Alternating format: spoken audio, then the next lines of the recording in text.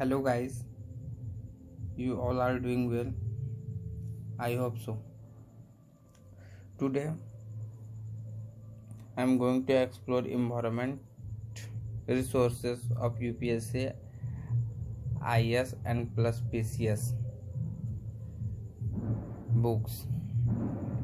So हम लोगों ने अभी तक इकोनॉमिक्स का बेसिक्स से लेकर स्टैंडर्ड बुक को एक्सप्लोर किया, जाना कि कैसे पढ़ा जा सकता है। उसके बाद हम लोगों ने पॉलिटी को देखा। पॉलिटी का भी बेसिक्स से लेकर स्टैंडर्ड तक गया और उससे भी हम लोगों ने एक नया मेथड से सीखा कि कैसे मैं उसे एक नए मेथड से और अधिक ग्रैप्स कर सकूं उसका कंटेंट को। और सेम वर्जन में हम लोग एक ज्योग्राफी का भी रिसोर्सेज और पैटर्न देखे और एक न्यू मेथड सीखे कि न्यू मेथड से ज्योग्राफी को कैसे और कितना अच्छा से उसे पढ़ा जा सकता है और अधिक देर तक मेमोराइज किया जा सकता है। और उससे हम लोगों ने बहुत सारा चीज़ सीखा, नया तरीका सीखा पढ़ने का, न्यू तरीका से उसे उस ज्योग्राफी सिलेबस को देखने का न्यू तरीका देखा। तो उसी तरह आज हम लोग इन्वायरमेंट लेके आए हुए हैं। आज आप लोगों को इन्वायरमेंट का बेसिक्स बुक्स दिखाया जाएगा, बेसिक्स बुक्स का कंटेंट दिखाया जाएगा और प्लस और ये बताया जाएगा कि कैसे पढ़े इसको। न्यू मेथड सीखेंगे हम लोग इन्वायरमेंट को पढ़ने का, जो हम लोग इसको डिनाई नहीं कर सकते कि प्रत्येक every year 20 to 22 question should be asked from you environment chapter. प्रत्येक साल 20 से 21 क्वेश्चन निश्चित तौर पे इन्वायरमेंट सेक्शन से पूछा जा रहा है और ये एक बहुत इम्पोर्टेंट सब्जेक्ट है जो हम लोगों को प्री क्लियर करने में हेल्पफुल है। प्लस हम लोग इससे अच्छा मार्क्स ऑब्टेन कर सकते हैं। बस थोड़ा बेसिक्स देख के, थोड़ा सिलेबस का पैटर्न समझ के, थोड़ा सा सिलेबस को एनालिसिस करके, मतलब कोर एरिया को हम लोग कोर एरिया को पढ़ के हम लोग बहुत अच्छा चीज़ ग्रैप्स कर सकते हैं और अधिक नंबर ऑब्टेन कर सकते हैं। So let's start. आज हम लोग ज्योग्राफी इन्वायरमेंट देखेंगे कि कौन कौन बुक्स जरूरी है और कौन कौन चैप्टर अधिक जरूरी है और कहाँ से क्वेश्चन अधिक पूछा गया है। सो फर्स्ट थिंग फर्स्ट हम लोग इन्वायरमेंट NCERT से स्टार्ट करते हैं। क्लास 7 आवर इन्वायरमेंट डायरेक्ट, मतलब कि मैक्सिमम यूट्यूबर्स और सर्च डायरेक्ट प्रेफर करते हैं कि आप एक बेसिक्स बुक को छोड़ के आप एक डायरेक्ट स्टैंडर्ड बुक उठाइए और उसको रीड कीजिए। नहीं, लेकिन this is not a, I think this is not a proper thing to tackle this subject. So हम लोग बेसिक्स से स्टार्ट करेंगे, स्टैंडर्ड तक जाएंगे, टॉप स्टैंडर्ड तक जाएंगे और हम लोग उससे मैक्सिमम ग्रैप्स करने का कोशिश करेंगे, कोऑर्डिनेट करके कि कैसे उससे अधिक से अधिक उससे नंबर ऑब्टेन कर सके और उसको कैसे ग्रैप्स कर सके। तो हम लोग NCERT से स्टार्ट करेंगे और NCERT में हम लोग क्लास 7 को स्टार्ट करेंगे। सोशल साइंस लिखा हुआ है और आवर इन्वायरमेंट। अगर इसको मैं देखता हूँ, एक्चुअली मैंने सारा बुक्स को पढ़ चुका हूँ, सारे बुक्स में मेरा मार्क लगा हुआ है, लेकिन मैं बहुत सारे बिगिनर को बिगिनर्स को बहुत प्रॉब्लम है, भी ऐसे प्रॉब्लम इशूज़ हो रहा है कि कौन सा बुक्स प्रेफर करूँ, कौन सा बुक्स नहीं करूँ। तो सो आई विल डिसाइड कि let's start one books lecture session. So beginners get confidence to कौन सा सब्जेक्ट कौन सा बुक्स चूज करूं और कैसे हम लोग उसे पढ़ें, कैसे उससे अधिक मार्क ऑब्टेन करें, कैसे उससे कुछ नया सीखें। इसलिए मैं ये सेशन लेके आया हुआ हूँ आप लोगों के लिए। सो इन्वायरमेंट पढ़ने से पहले इन्वायरमेंट के बारे में जानना जरूरी है। What is environment, what is environment हम लोगों को क्लास 7 का बुक्स ये बताएगा कि what is environment. Maximum student deny करता है कि क्या करेंगे जान के। This is a core basics.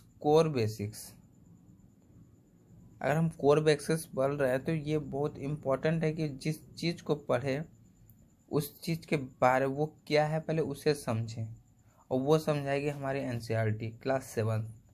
आप चैप्टर 1 देख सकते हैं इन्वायरमेंट, जो मोस्ट इम्पॉर्टेंट है। इन्वायरमेंट बुक को, किसी भी इन्वायरमेंट स्टैंडर्ड बुक को पढ़ने के लिए पहले बेसिक्स पढ़ना इन्वायरमेंट है क्या उसे जानने के लिए पर आपको क्लास 7 का एनसीईआरटी उठाना पड़ेगा। क्लास 7 का एनसीईआरटी पढ़ेंगे, इन्वायरमेंट के बारे में जानेंगे। फिर इनसाइड आवर अर्थ के बाद class 2 chapter 2 inside our Earth. Environment को जाने, पर्यावरण को जाने, और अब हमारे पृथ्वी को जानेंगे। पृथ्वी को जानेंगे, अवर चेंजिंग इन अर्थ। फिर चेंज में बदलाव हुआ कैसे ग्लोबल वार्मिंग आया, ये सब बदलाव कैसे हुआ वो जानेंगे। फिर उसके बाद एयर जानेंगे कि एयर कैसे पॉल्यूटेंट हुआ, कि एयर पहले फ्रेश एयर से पॉल्यूटेंट एयर का ट्रांसफॉर्मेशन कैसे हुआ वो एयर जानेंगे। ये बेसिक्स है जो बेसिक बिल्डिंग करने में मदद करेगा, कोर कंसेप्ट को बिल्ड करने में मदद करेगा, जो हम लोगों को स्टैंडर्ड बुक्स में एक कॉन्सेप्ट को क्लियर हो। कॉन्सेप्ट कुछ भी पढ़ेंगे तो उसका कॉन्सेप्ट पहले से क्लियर हो गया रहेगा, वो क्लियर करेगा हमारा बेसिक्स बुक्स क्लास 7 का ये बुक्स आवर इन्वायरमेंट ये बुक्स। फिर वाटर पढ़ेंगे कि वाटर फ्रेश वाटर से पॉल्यूटेंट वाटर कैसे ट्रांसफ़र हुआ, वो हमें वो वाटर का बेसिक्स बताएगा। फिर वेजिटेशन सिस्टम समझेंगे, फिर वाइल्ड लाइफ समझेंगे, वाइल्ड लाइफ कहाँ पर है वो समझेंगे। फिर इन्वायरमेंट सेटलमेंट समझेंगे, ट्रांसपोर्ट एंड कम्युनिकेशन समझेंगे कि ह्यूमन इन्वायरमेंट सेटलमेंट मतलब कि रूरल से अर्बन कैसे हुआ। फिर रूरल में फॉरेस्ट हट के रूरल का एरिया कैसे बना वो समझेंगे। फिर उसके बाद ह्यूमन इन्वायरमेंट इंटर एक्शन समझेंगे कि ह्यूमन और इन्वायरमेंट इंटरेक्शन होने से क्या क्या बदलाव हुआ, क्या क्या चेंज हुआ वो देखेंगे। The tropical and subtropical region को देखेंगे। और फिर देखेंगे last chapter life in desert. मतलब ये सब बेसिक्स कंप्लीट करने के बाद हमें ये पता चल जाएगा कि हम लोग जब स्टैंडर्ड बुक्स को उठाएंगे तो वो हम लोग को कहना क्या चाह रहा है। हम लोग डायरेक्ट स्टैंडर्ड बुक को उठा के ये नहीं समझ सकते कि वो कहना क्या चाह रहा है। उसे कहना क्या चाह रहा है वो हमारे बेसिक्स में है, वो बेसिक्स यहाँ से कंप्लीट होगा। So first go to basics then go to standard.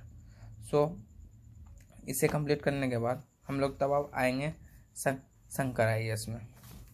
Shankar IAS everybody preferred go to Shankar IAS books, best books for environment. Yes, I know. This thing is truly true. ये सही है कि हाँ भाई ये बेस्ट बुक है, लेकिन इसे पढ़ने का भी एक टेक्निक है। जैसे हमने बताया कि पहले हम लोग बेसिक कंप्लीट करेंगे, जो नहीं बताता कोई। Nobody will be sure to go for basics for environment, especially for environment. Everybody telling some books, go to this book, go to that book, go to that book, so forth. लेकिन वैसा नहीं है। हम लोग पहले basics देखे, अब हम लोग इन्वायरमेंट देखते हैं। अब हम लोग स्टैंडर्ड पे आए। Environment 7th revise standard edition Shankar IAS। देखिए see part 1 environment and ecology. देखिए एनवायरनमेंट एंड इकोलॉजी हम लोग को 7th क्लास में ये पता चल गया कि एनवायरनमेंट है क्या। इससे हम लोग एनवायरनमेंट, और इसमें हम पहले तो मतलब कि जब एग्ज़ाम टाइम होगा, एग्ज़ाम से पहले मतलब कि एग्ज़ाम का लास्ट फ्यू मंथ हम बहुत इम्पोर्टेंट चैप्टर इसमें मार्क किए हुए हैं जो लास्ट फ्यू मंथ में। ऐसे तो अभी बिगनर्स को तो फिर एक बार गो थ्रू जाना ही पड़ेगा पूरे बुक्स के साथ। तो फिर आफ्टर मतलब कि 2-4 बार उसे जब पढ़ लिया जाएगा तब फिर वो लास्ट फेज के लिए जो मार्क किया हुआ है वो लास्ट फेज के लिए है। सो मोस्ट इम्पॉर्टेंट है, क्योंकि पिछले मैं 15 साल का क्वेश्चन पेपर को एनालाइज करके ये सब इम्पोर्टेंट चैप्टर को मैंने मार्क आउट किया हुआ है, जिससे ये मोर ग्रेस्पी है कि एवरी ईयर इसी से मैक्सिमम क्वेश्चन आता है। तो शंकर IAS में कौन कौन चैप्टर है? फर्स्ट इज इकोलॉजी है, इम्पोर्टेंट भी है, मैंने मार्क भी किया हुआ है, उसमें ये सब। फिर second chapter is functions and ecosystem, ये भी इम्पोर्टेंट है, मैंने मार्क किया हुआ है। इसमें बहुत सारा है, energy flow, food chain, food web, ecological pyramid, pollutant and tropical level, basic biotic interaction, geochemical cycle, ecological succession. Important है होल चैप्टर।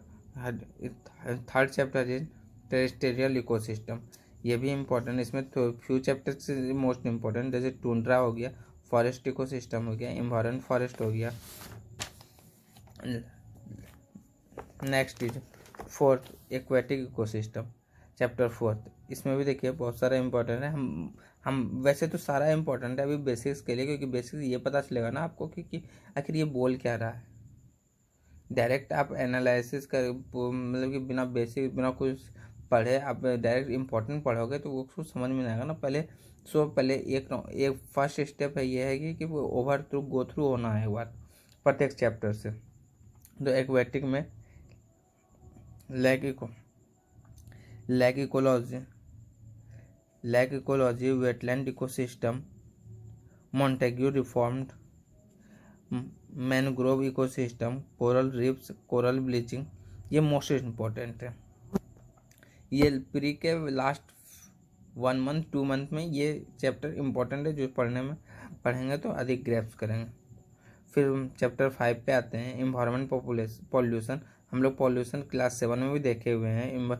एयर को देखे हम लोग, वाटर को देखे, यहाँ पॉल्यूशन को देख रहे हैं। फिर क्लास 6 चैप्टर 6 का आते हैं, renewable energy, solar energy, international solar alliance and so on so forth. Class chapter 7 में आते हैं इन्वायरमेंटल इश्यूज में Indian Himalayan range, sand mining in India, plum wire, environment issue, colony collapse disorder, wild life death due to collision with train. इस तरह important chapter है। फिर chapter 8 में आते हैं, environment impact and assessment, important chapter.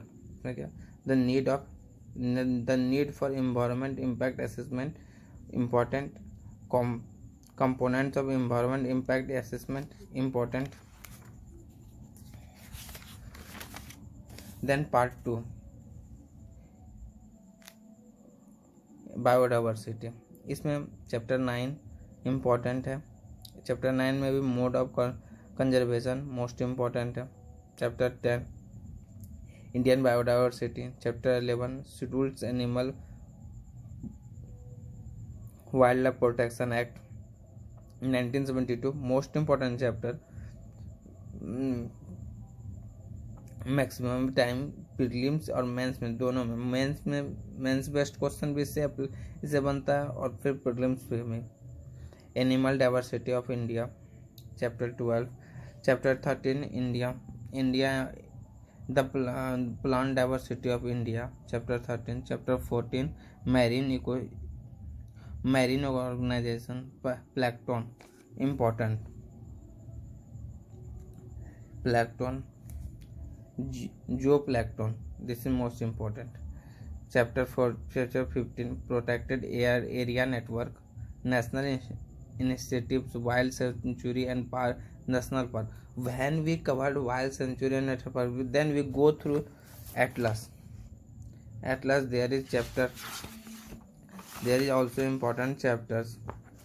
Go to physical maps and search wildlife and sanctuary, wildlife and sanctuaries. Already these things will be given here. So हम लोग इसको वाइल्ड लाइफ, हम लोग एटलस को इन्वायरमेंट के साथ एटलस भी cover करना है। इन्वायरमेंट के साथ हम लोग प्रत्येक चैप्टर के साथ, जैसे कोई स्टेट दिया हुआ है, कोई स्टेट का कोई नेशनल पार्क हुआ है, उसको हम लोग तुरंत एटलस में जाके सर्च करेंगे तो हम लोग बेस्ट विजुअलाइज कर पाएंगे, उस चीज़ को बेस्ट विजुअलाइज कर पाएंगे। देखिए वाइल्ड लाइफ, यहाँ Indian forest and wild life, जब वाइल्ड लाइफ यहाँ से कैप्चर करेंगे wild life sanctuary and national park, तो हम लोग wild life sanctuary national park capture कर देते हैं हम लोग के साथ में, और साथ में हम लोग यहाँ पर इसको भी लेके चलेंगे, फॉरेस्ट एंड वाइल्ड लाइफ, इसको भी लेके चलेंगे साथ में, इसका भी चैप्टर को साथ में लेके साथ कंप्लीट करेंगे। फिर उसका लास्ट 16 चैप्टर है conservation effort project tiger, this is more important chapter, Atlantic lion conservation project elephant and vulture, project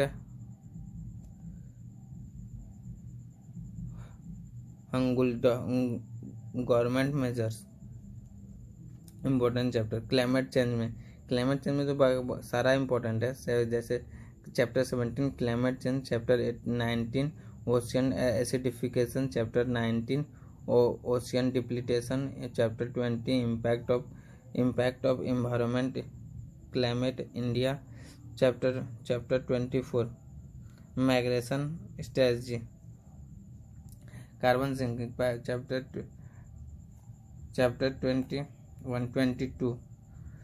22 Indian climate change, chapter 23 climate change and organisation, most important chapter climate change and organisation.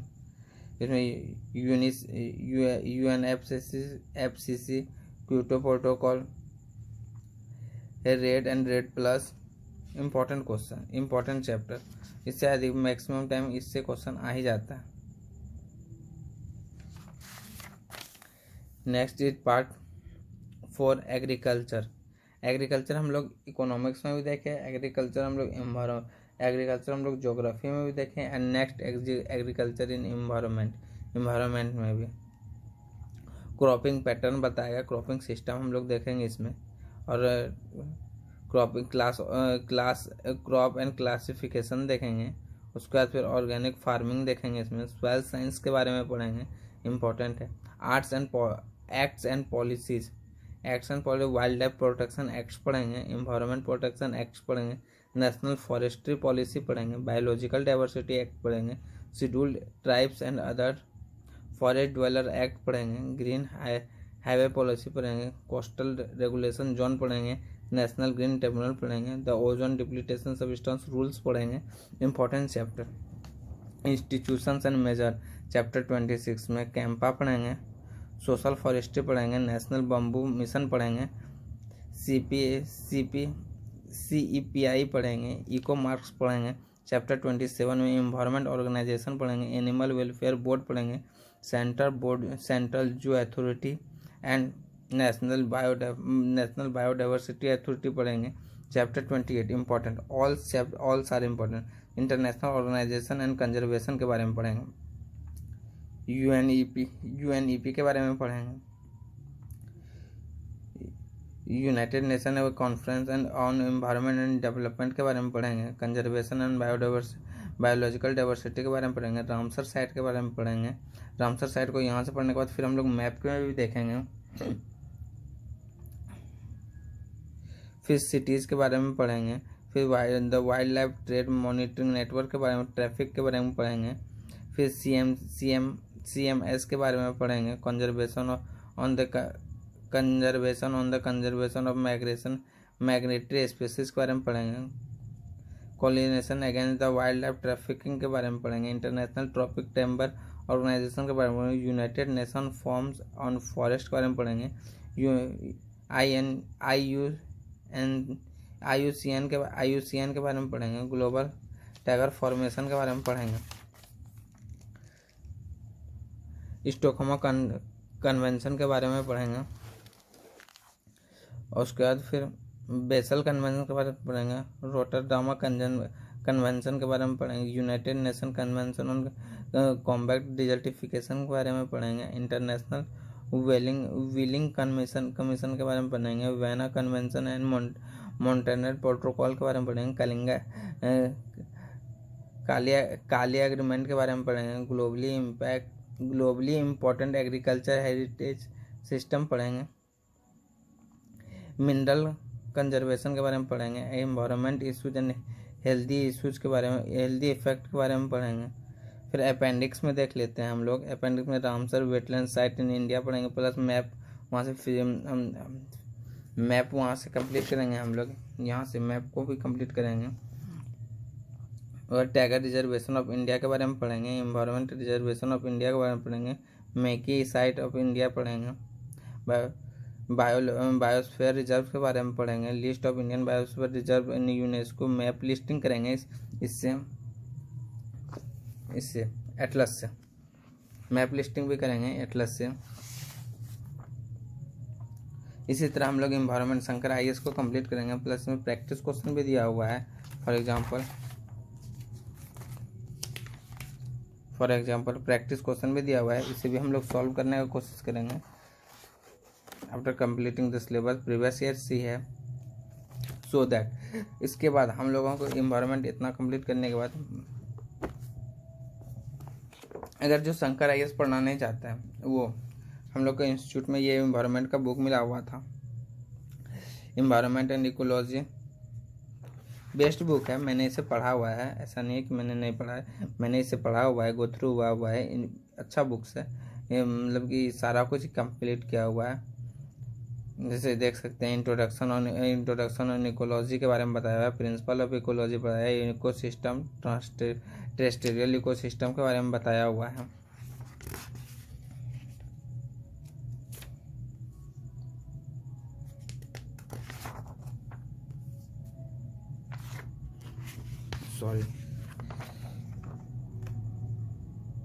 Arctic ecosystem, biodiversity conservation in India, biodiversity of environment legislation, flora and fauna के बारे में बताया हुआ है। Ecological sensitive area and environment impact assessment के बारे में पढ़ा है, जो हम लोग शंकर IAS में देखे थे। एनवायरनमेंट एंड इंडियन इंस्टीट्यूशन के बारे में, एयर एंड वाटर पॉल्यूशन के बारे में बताया हुआ है, soil and other forms of pollution के बारे में बताया हुआ है, वेस्ट मैनेजमेंट के बारे में बताया हुआ है, क्लाइमेट चेंज के बारे में बताया हुआ है, climate change and institution agreement के बारे में बताया हुआ है, क्लाइमेट चेंज इन इंडिया